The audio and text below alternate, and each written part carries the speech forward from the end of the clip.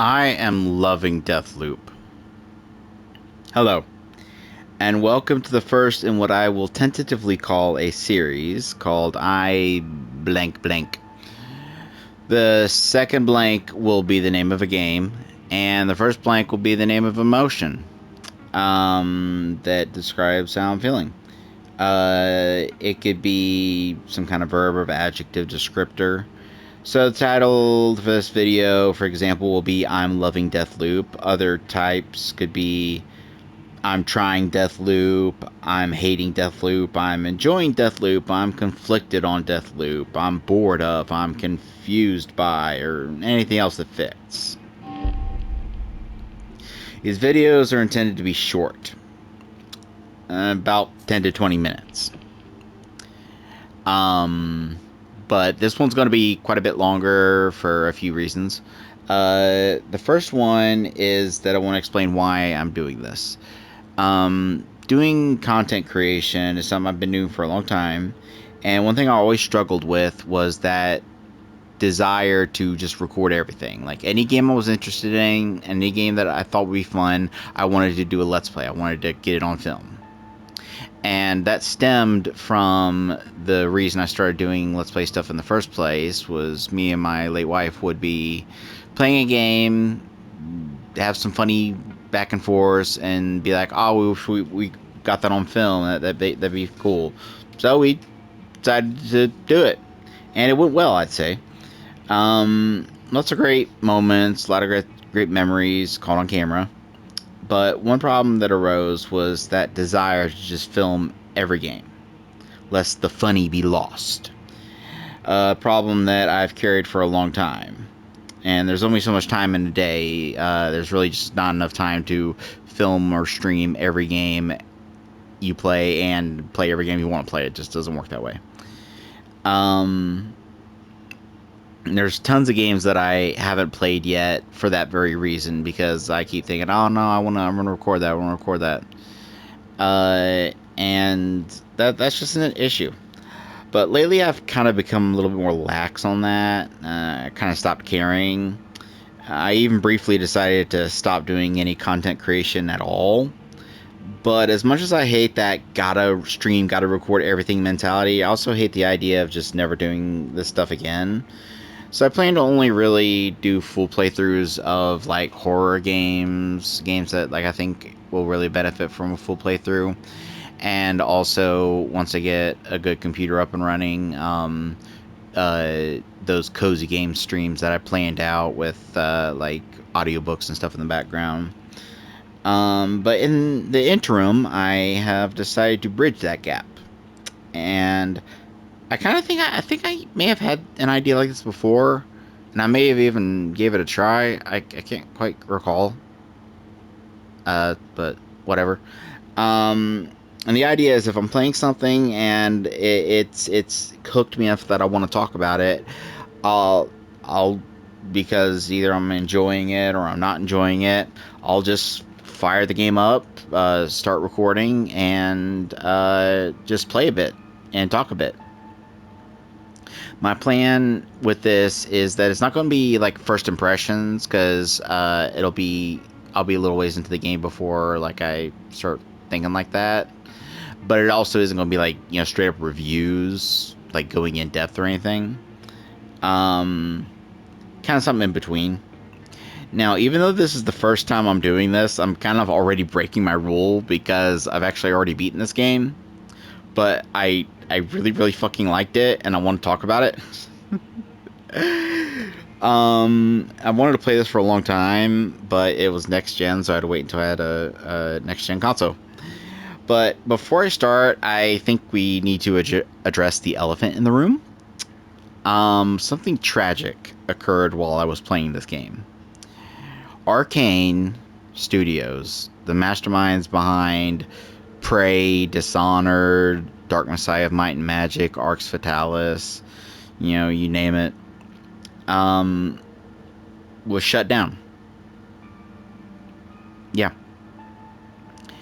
And their latest game, the game you see right before you now, this awesome game came out.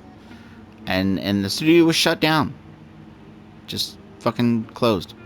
Now, I know that you may feel this need to correct me on this being their latest game, but I would like to note that I said this was their latest game, not their latest pile of donkey plop plops that was so far out of their comfort zone as real human contact is out of my comfort zone, that they were forced pretty much at gunpoint to shit out under an ungodly deadline. All right, so let's just just okay. You know that that old sci-fi thing, that old trope of killing a robot by presenting a logic paradox. The following sentence is true, the previous sentence is false. Well, if you ever need to kill a robot in the future, just let them know that a console manufacturer that has been circling the drain for quite some time bought up 2 studios around the same time, and one managed to release a sleeper hit that actually won awards at the Dorito Popes Award extravaganza. And the other put out a turd goblin that they didn't want to make. Which studio got closed down? Well, whichever you pick, you're wrong, because they both got shut down. Hey, did you know that when the Wii U flopped, the late great Satoru Iwata, the head motherfucking honcho, took a 50% pay cut willingly so that the staff wouldn't have to be laid off and that they could get paid? Yeah, that's true. Look it up. Hey. Did you know that the money that was paid to one single provenly vile shit stain of a man for his stocks in a company paid by the same company that bought up these studios and then closed them down? Despite the fact that the scumbag should be in fucking prison. And yes, I am intentionally not saying his name or his crimes because, frankly, I'm not in the mood to self-harm today. Well, it was actually calculated that the money that he was paid would have been enough to pay the wages of all the employees at both of the closed studios for the next 17 years. So hey, let's make a fun video. Okay, I swear that future videos like this aren't going to be like this, me, airing grievances about fucking companies and shit. It's just this shit kind of happened literally as I was playing this game. Like the period in which I was playing this game was when this shit fucking happened. So I just kind of had to talk about it. Now, I want to talk about what has kind of become a new favorite genre for me, and it's what's called knowledge-based games. And I'm talking about games like Outer Wilds, Tunic, Return of the Obra Dinn.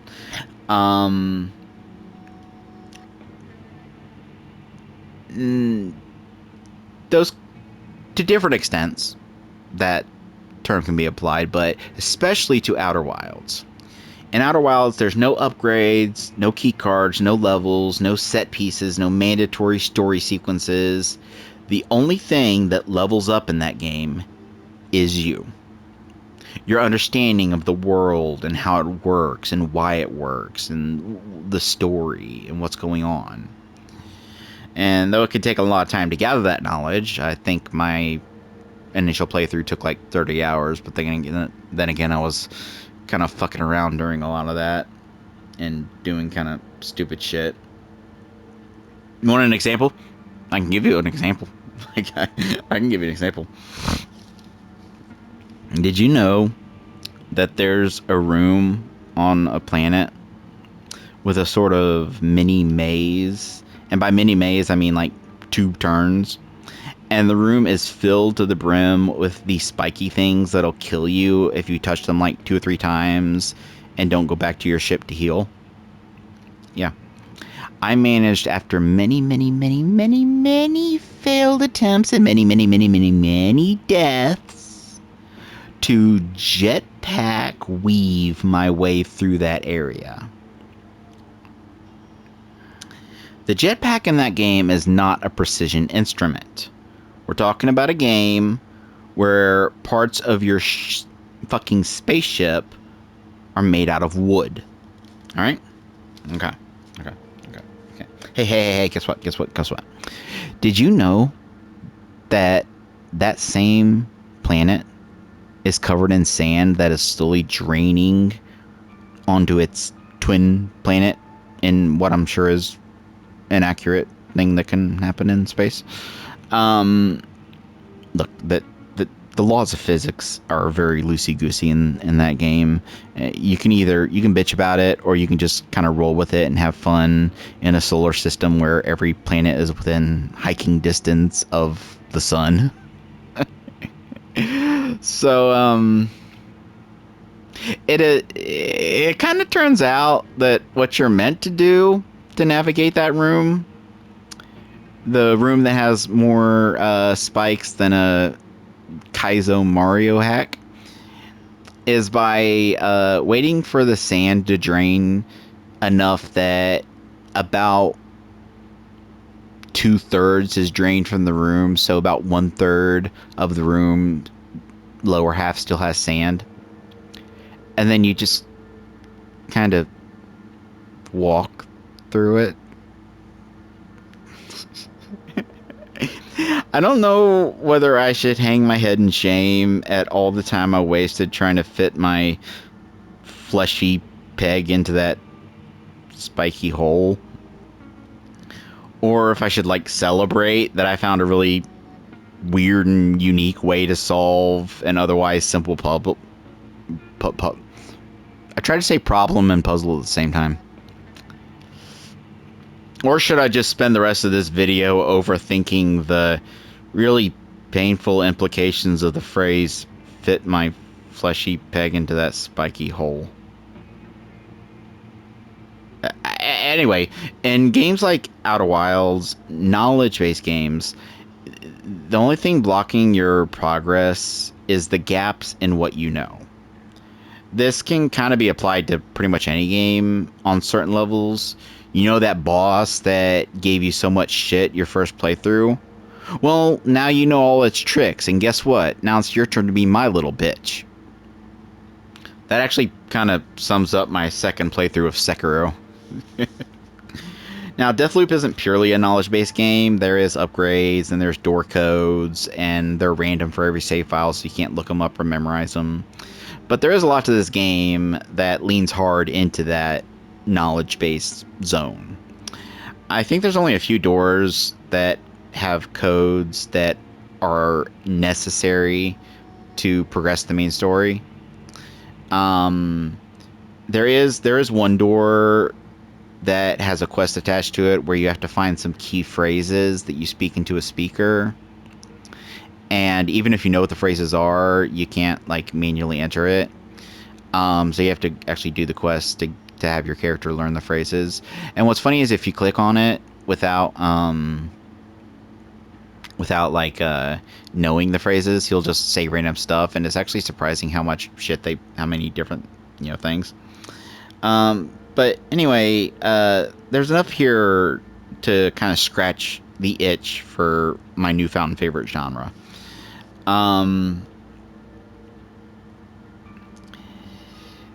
Now, I've been kind of intentionally vague up until now, sitting on this menu, not clicking anything, because I don't want to spoil anything. I didn't want to spoil, like, anything at all. Further videos like this will just jump right into the game. It'll literally just start with some gameplay and me just chatting a bit about what about the game made me want to make the quick video. But, I had some stuff I wanted to talk about before starting this. So I'll just say before I continue that if you like Arkane games, there are other games like Prey and Dishonored and stuff, give this a go. This game isn't that long. I'd say it's like maybe a third or a fourth as long as Prey or Dishonored.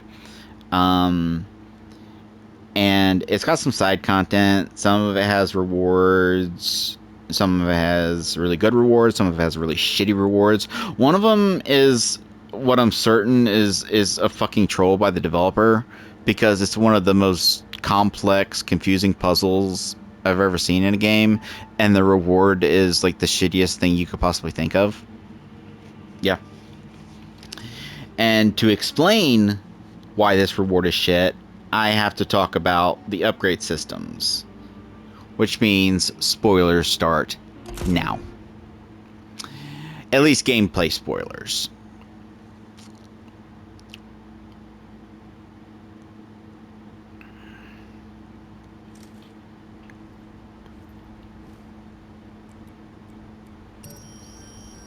Beep.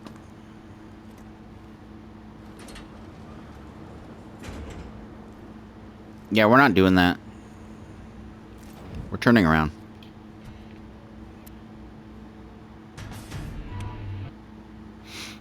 I want to start from the beginning of the day, just to, like, you know, make it fresh. Currently, my save was just at a certain point in the day. Okay, so when I wait until the next morning, the game will start. And before I do any of that, I want to talk a bit about the game. This game is... Okay, first off, the spoilers for now are just going to be gameplay related, and then later I'll get into some story spoilers. But funny thing is, there's a streamer I watch that got into a big debate with his audience because he mentioned something that happens like in like a late part of a game that had been recently released, and the audience got, like, the chat got really mad and was saying spoilers, and he was like, it's not spoilers because it's not about the story. And they were like, no, there's gameplay spoilers too. And there was a back and forth, and it's kind of become a meme on the channel about that. That's funny. But I do think that gameplay spoilers are a thing. You know, you want to, you know, if there's something really cool you can do in a game, you don't want someone to just spell it out for you. So again, I'll say one last time, if you like these kind of games, go play it. Seriously.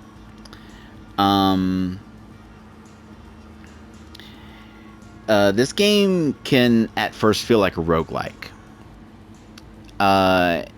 Not much, because nothing really changes.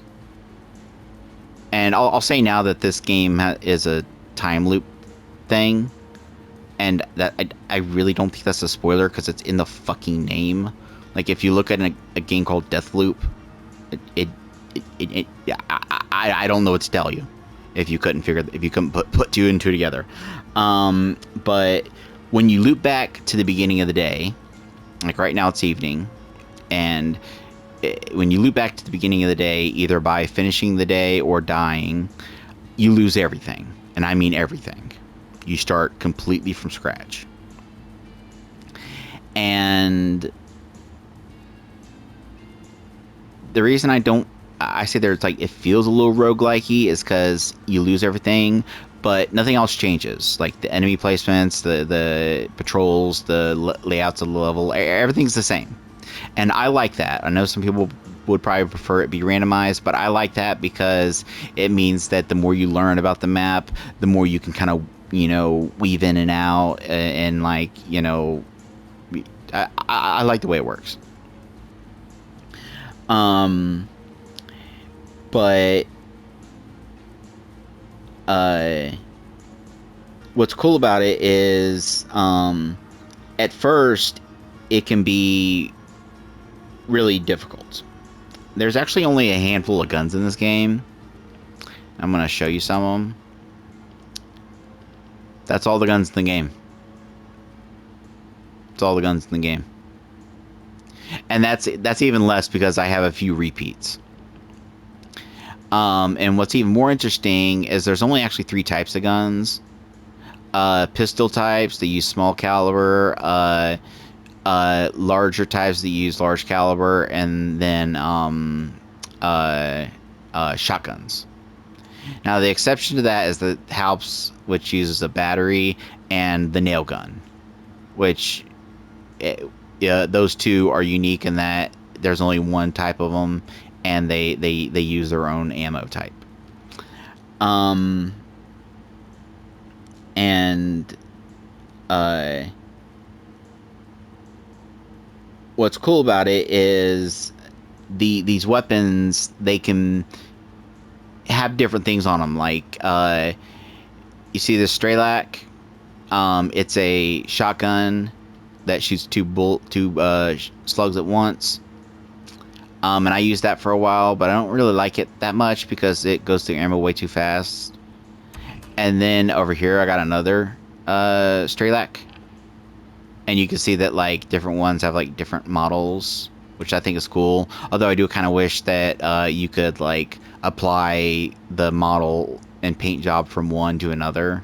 That'd be kind of cool, like a nice feature. Like, it kind of sucked to, like, get one that has an effect that you really like, but looks like shit. But anyway, what's interesting is I got this sniper rifle, and you'll see this gold. There's only 4 gold weapons in the game, and they come from quests. And it has this effect: open wounds, shot enemies take damage over time. But then, way later into the game, I accidentally triggered that quest again. And I was like, you know what, I got some good weapons. I'll just quickly, you know, take care of this. And when it dropped, it had a different effect. Deep lungs, stabilize your aim for longer. So it turns out that even the unique weapons can have different effects. Like the Strelak, I didn't like how fast it was, so once I found this good Volpack Trencher that has the effect enemies explode when they die, which is really helpful because you kill one guy and then his explosion kill a couple other guys. It's really cool. I actually got another one. Do more damage while in the air. No, thank you. But the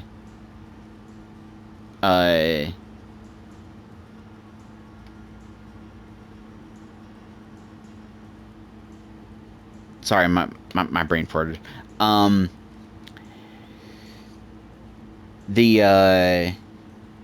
The shotgun, like, I prefer kind of precision instruments. I don't like machine guns and shit like that. And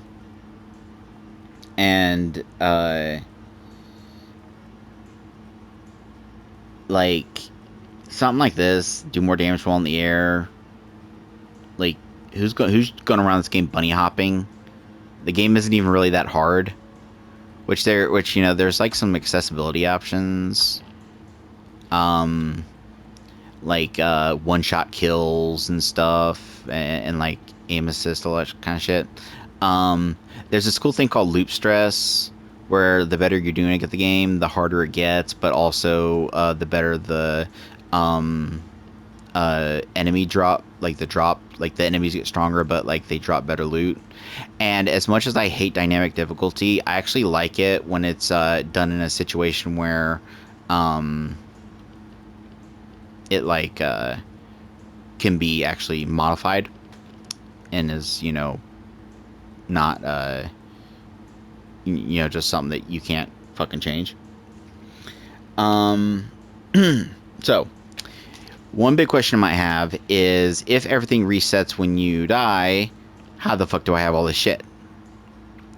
And that's where the residuum system comes in. You can see at this point that I'm fucking up to my ears in weapons.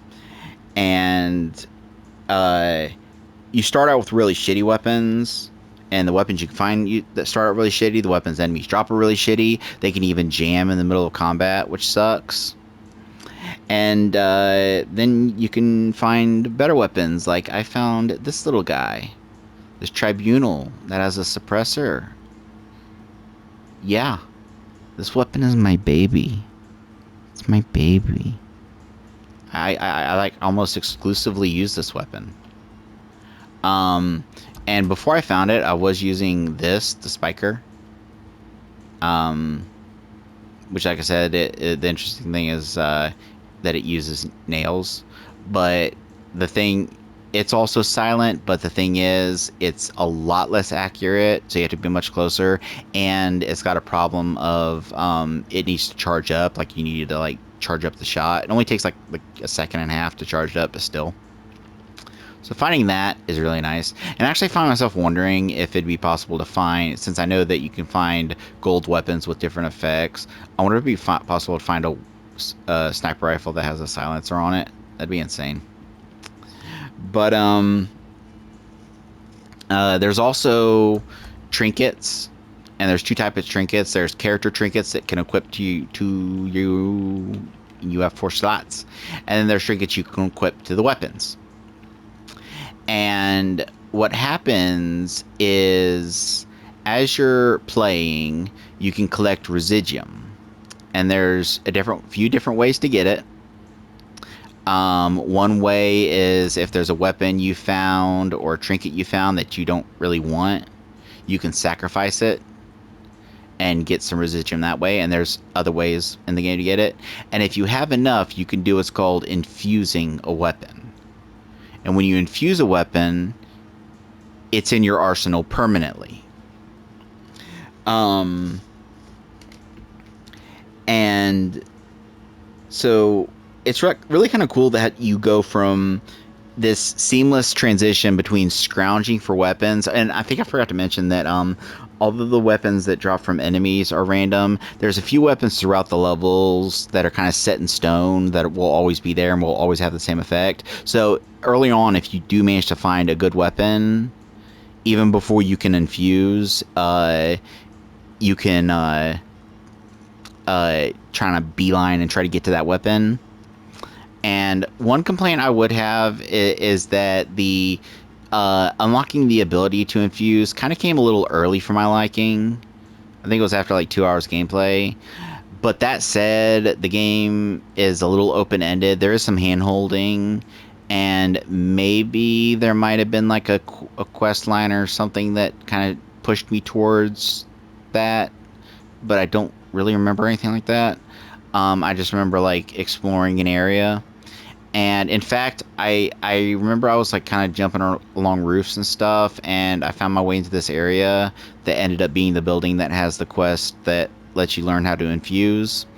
And I think that building at the bottom level has like a door that has like a key code or something. So maybe you're meant to find that key code later in the game, and that's when you're meant to be able to infuse. So you are meant to go longer, scrounging and losing your shit. And then like the way I found it was like a bonus for like people that are curious and look around. And so yeah, the game is pretty hard at first. You don't have any powers or anything except for your reprisal, which the reprisal is a thing where when you die, it kind of rewinds a little, and like you're like back a couple rooms, and you can do that twice, and then your third death is like an actual death. And then but when you die, you lose all your residuum, and you have to get back to your corpse, kind of like a Dark Souls kind of thing. And that may make the game seem really easy, but the thing is, if you're in a situation where you've died, you've probably fucked up, and the enemies are around, and they're alert. So yeah. So I like this system. And I like like straight up rogue games. I've played them in the past and stuff, but whatever. I like roguelikes, and I have fun with them. So yeah. That's enough yapping. Time to actually get into the fucking game. I'll start another day. Now, you see me wake up here on this beach. This actually starts a tutorial. And I said that you start with nothing, but you actually do start with this crappy gun here that's really shitty and jams really easily and stuff. But what actually happens is you pick it up during the tutorial, and then after like a few rounds, the game just skips the tutorial for you, which is cool. So we're gonna play a little, and I'm gonna try to beat the game. And I know that sounds weird, but like I said, it's a knowledge-based game. So once you have all the knowledge, you can do the things. And I've got the key codes and all the stuff that I need, and I'm gonna see if I can make it through. And at first, I'm gonna be kind of vague with my descriptions about things and about what I'm doing, just so you can see a little bit of gameplay without having too much spoiled for you. And then I'll get into some more heavy spoilers. So like I'm doing it kind of in stages, so you can kind of pick and choose when you want to back out if you are interested in the game. Now I want to point out something that kind of annoys me. After he opens this door, look at his left hand. He puts it up to his ear. And the reason for that is that there's a character that you talk to on the radio a lot, and you have this kind of back and forth banter. And it's really well written banter, and there's a lot of it. And this company writes pretty good dialogue and stuff. But the thing is, no matter how much banter you have, you're gonna run out. You either write too much and the person beats the game before they hear all of it, or you run out. And also there's some storyline little details that you can learn. Hey, how did I that can kind of fuck that up.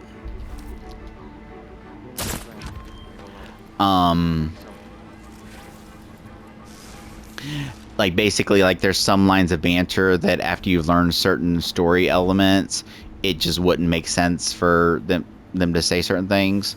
And so I wouldn't be surprised if there's some lines of banter that I'll just have never hear, just because the line of dial, like the it didn't play before I was able to find the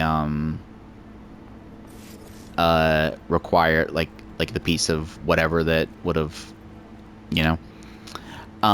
so as you may have surmised by me outright telling you, in this game you are stuck in a time loop, and for certain reasons your goal is to break the time loop. Now the way you do it is by killing certain people, which I'm on my way to do right now, is to kill one of them. Thing about it is that as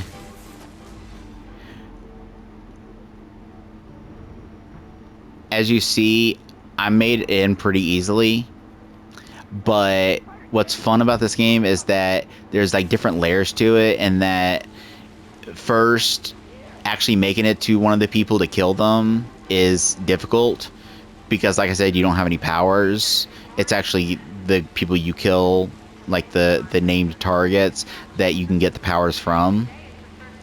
And so you have to kind of like go at it without the powers at first, and with kind of shitty equipment.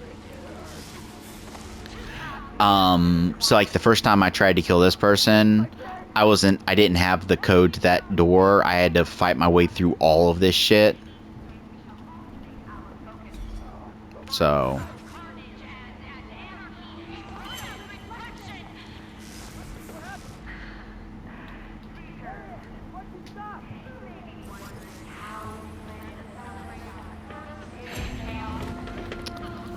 oh boy.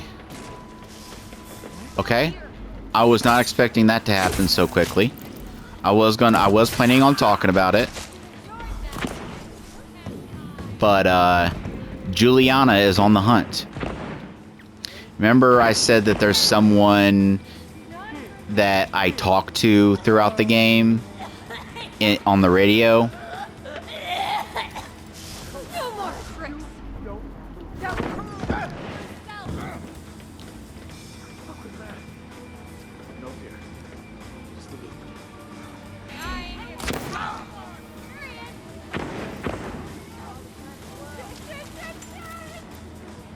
Ooh, healing.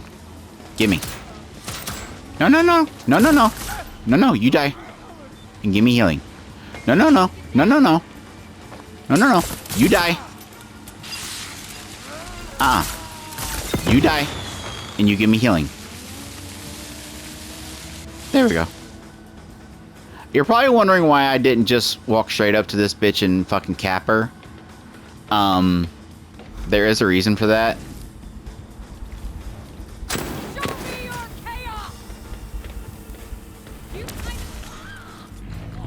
Fuck.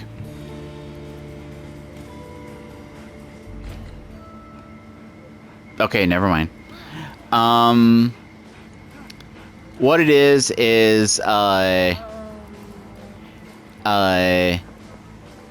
this guy was being lowered into some gas, and if I flip this switch, the gas will raise. And now that I've beat the game, I'm at the point where I'm trying to unlock trophies and shit. And each of the people you kill has a specific trophy for killing them in a unique way. And her trophy is to use the poisonous gas to kill her. And this thing spawned under a thing I can't get to. Which is fine, because I got all the slabs. That right there. Wait, there we go. Those slabs, that's how I would have gotten her powers, but I've already got all the powers. So once you've got all the powers and you've got all the upgrades for the powers, it just gives you some residuum. Now, when you saw that pop up that said Juliana's on the hunt, like I said, that's the person that you're like talking to, that I mentioned you're talking to throughout the game.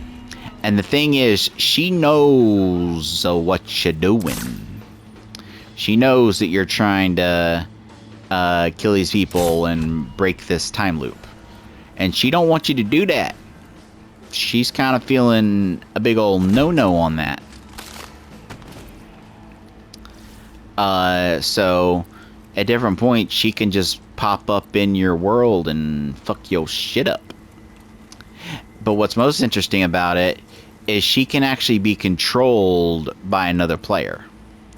If you saw when I started the game, there was an option that said play as Juliana. You can actually invade other people's games, Dark Souls style.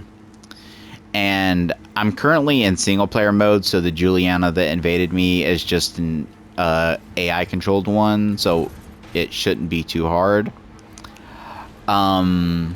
The reason I'm doing that is because now that I've beaten the game, I'm just trying to 100% it and get all the trophies and shit. But before that, I did most of my playing on oh, there she is. I saw her. She has the ability to disguise herself as someone else.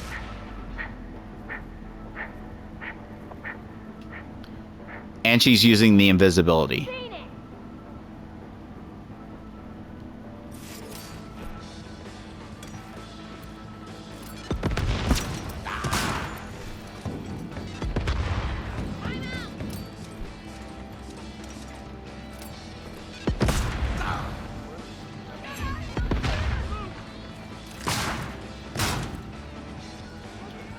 Where is she?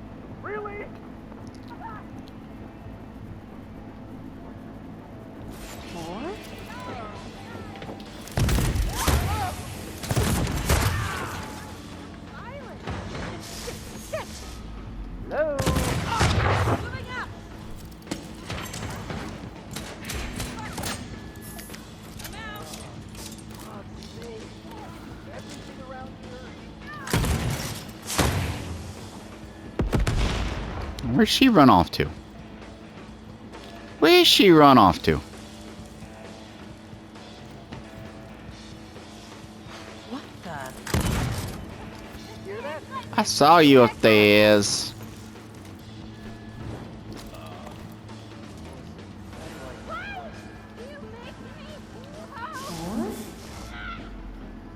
Where you at?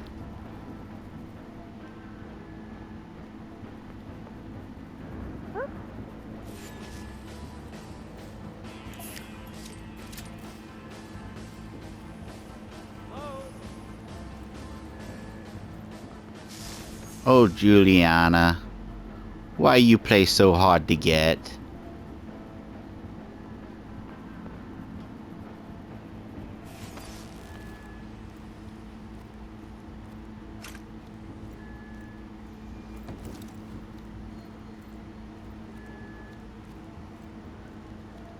I guess she wandered off. Well, that's fun. Okay. Well, while I have a chance...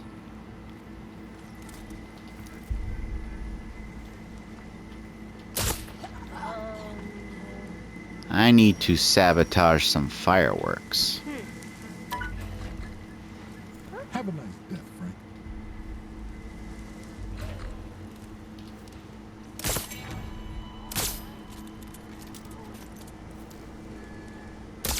Yeah, the AI in this game isn't super good. I don't know. I can't really recall if the AI in the other games, like Prey and stuff, was much better.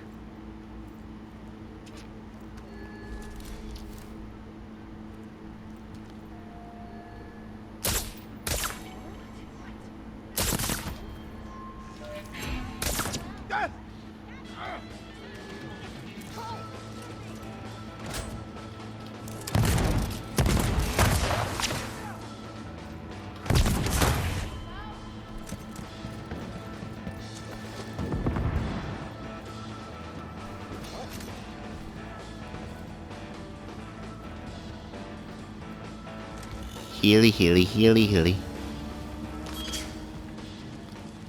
Yeah, sometimes Juliana shows up and then she just like kind of wanders off. What? Are you nearby? What the? You sound like you're nearby. I just want to point out that you sound like you're nearby.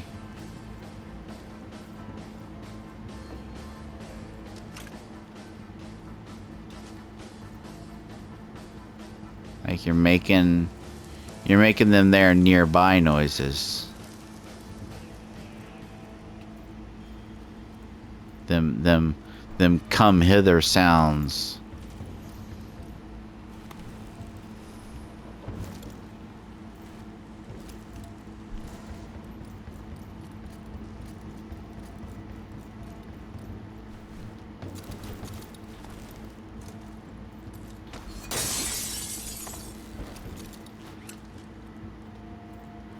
I'm on the roof.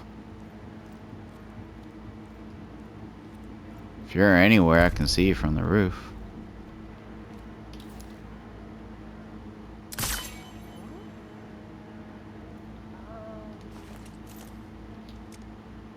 Where do you run off to?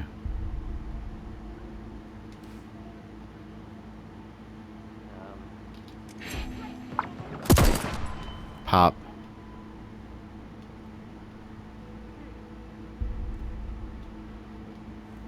Calling out Juliana.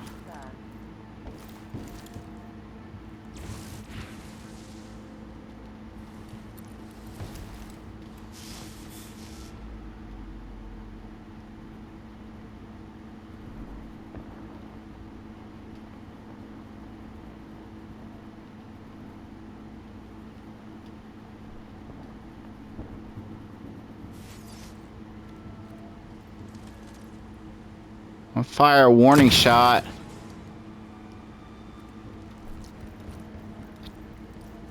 I will say this is not a 100% unbuggy game. people have and can glitch through floors or whatnot. And the fact that I keep hearing her little vocalizations around here makes me think she's around here.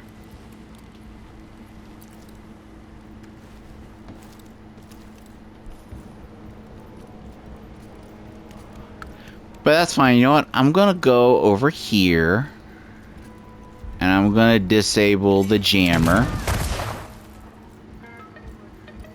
because when she shows up, she creates this jammer that makes it so that I can't get back into my tunnels.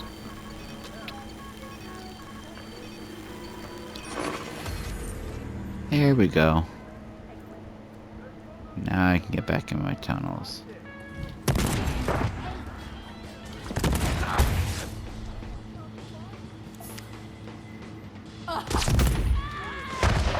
Oh, that was you!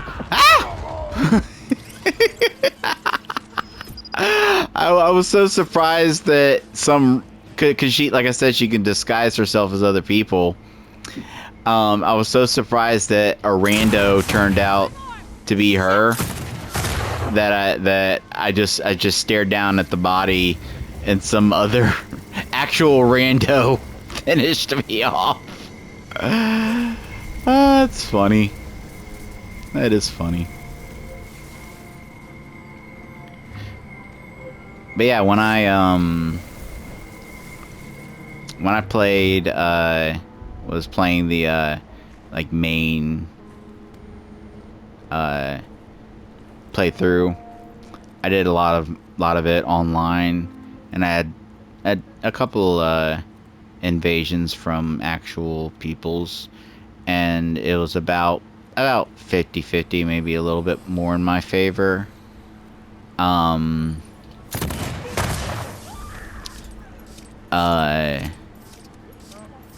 I'd say that my losses to human Julianas was more often early game when I didn't have.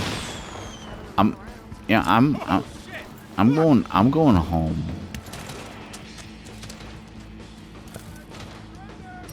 Yeah, I'm going home.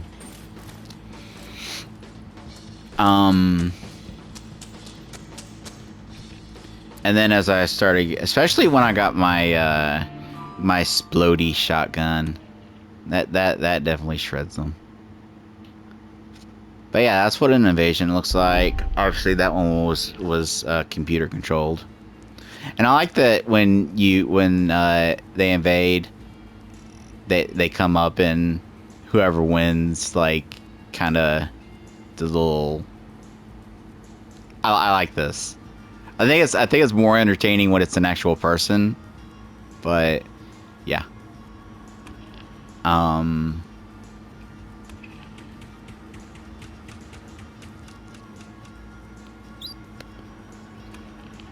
yeah, I think I can't remember if I was distracted enough, if I mentioned it or not, but the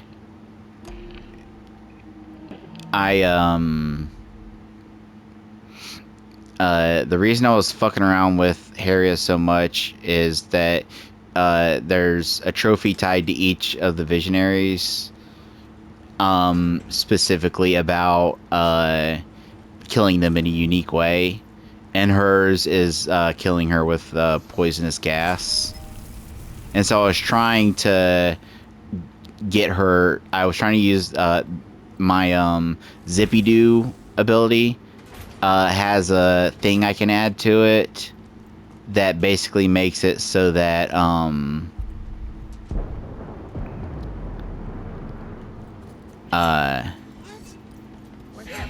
you shut up.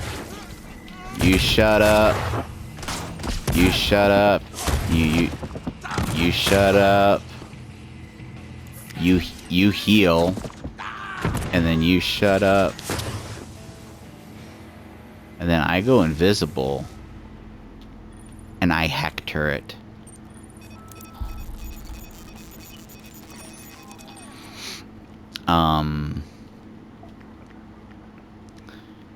But what I was trying to do is I was trying to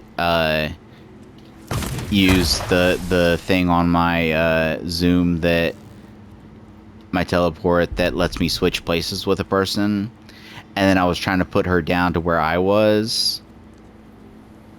And then I was gonna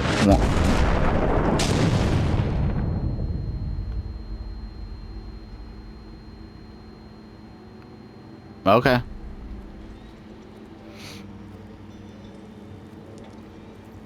Not sure I remember that ever happening. I've played a lot of this game. I don't remember that ever happening. But I don't think I took this path through here before. During this particular time of day, I usually took the other way around.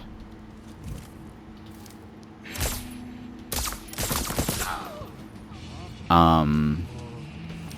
I'm not really explaining why I'm doing the things I'm doing. Some of it seems weird. But what it is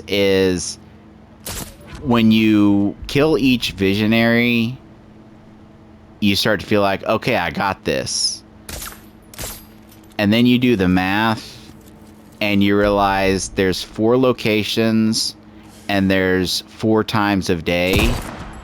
And no matter which combination you use, there's just not enough points for you to kill all of them. And you have to kill all of them in one day to break the time loop. So what's an interesting turning point is that, and I'd say this is kind of like a halfway point in the game, is when you've like killed most, if not all, the visionaries. This stuff will set off alarms, but if you use your invisibility, it doesn't. And I think that's a nice touch. I like it.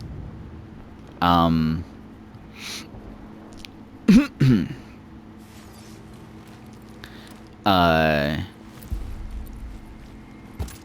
I didn't mean to throw you. But yeah, there's just not enough time in the day. And so what you got to do is, by reading documents and learning clues and picking up, you know, just various ways of learning things, you got to find tricks to adjust what's going on. And I'll give you one example, one like little spoiler, like main story spoiler. It's not like really a story spoiler. Like it is a story spoiler, but it's not a huge one. What I just did was this guy Igor, who's one of the visionaries, he's running an experiment. And what happens is his experiment is successful, and so in the evening he's in this level, and you can actually find him around here, like you know, studying the results of his experiment and everything. Good. And that's where I originally found him. And I ended up killing him and getting his slab, which is the invisibility I've been using is his slab. But what I just did was I basically broke his experiment. I had to go through some hoops to learn the code that I had to enter into that, but I basically turned that off, so his experiment isn't going to be a success. And later in the game, in the evening, there's this other character that's throwing a party. And he invited Igor to his party. But normally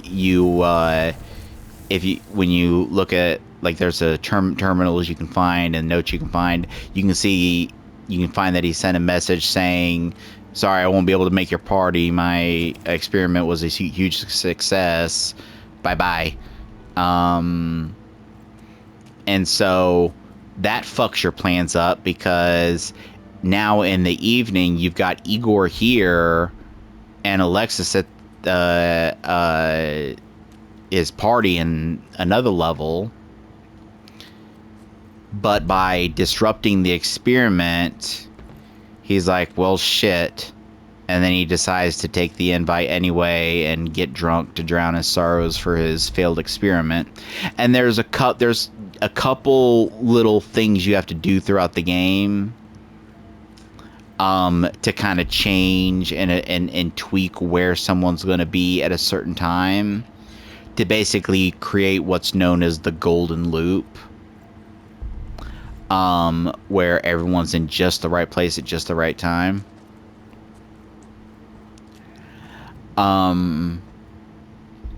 So yeah, this is my first video like this.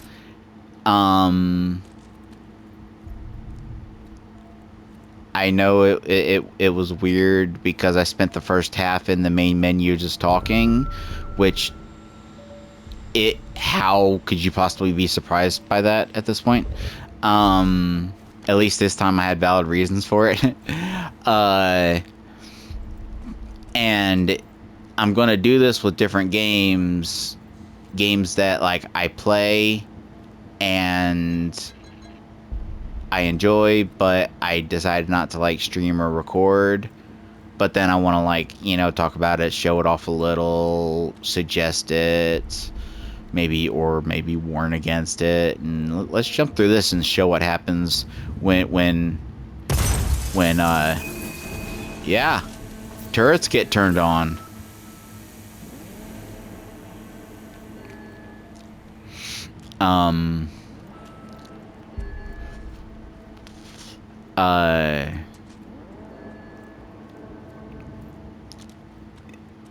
But because I wanted to explain, you know why I was doing all this, and then go on a bit of a rant about what happened to the developer and some other stuff.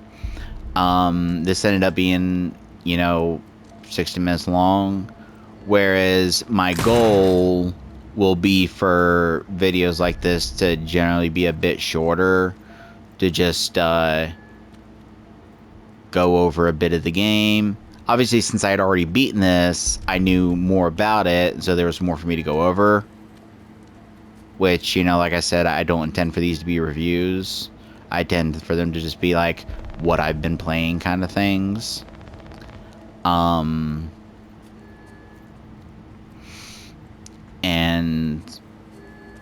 theoretically, future ones that I make will only be 10 to 20 minutes long. And they won't start with me setting in the main menu. They'll just be me loading up the game, playing the game, talking about it, talking about the gameplay, talking about things I'm liking, things I'm not liking. And then my goal through that is to, one, scratch that itch of, wanting to make content of stuff I've been playing. But also, like, I can give little insights into various games, and then if one catches your eye and you're like, oh, I'm kind of liking what I'm seeing, then maybe you decide you're gonna play it yourself. But this went pretty well. I got me an invasion, so I could show that off. I was gonna play an online mode, but I didn't want to deal with like an invader like camping somewhere or just making things annoying. But I was hoping to get an invasion so that I could show off that feature of the game.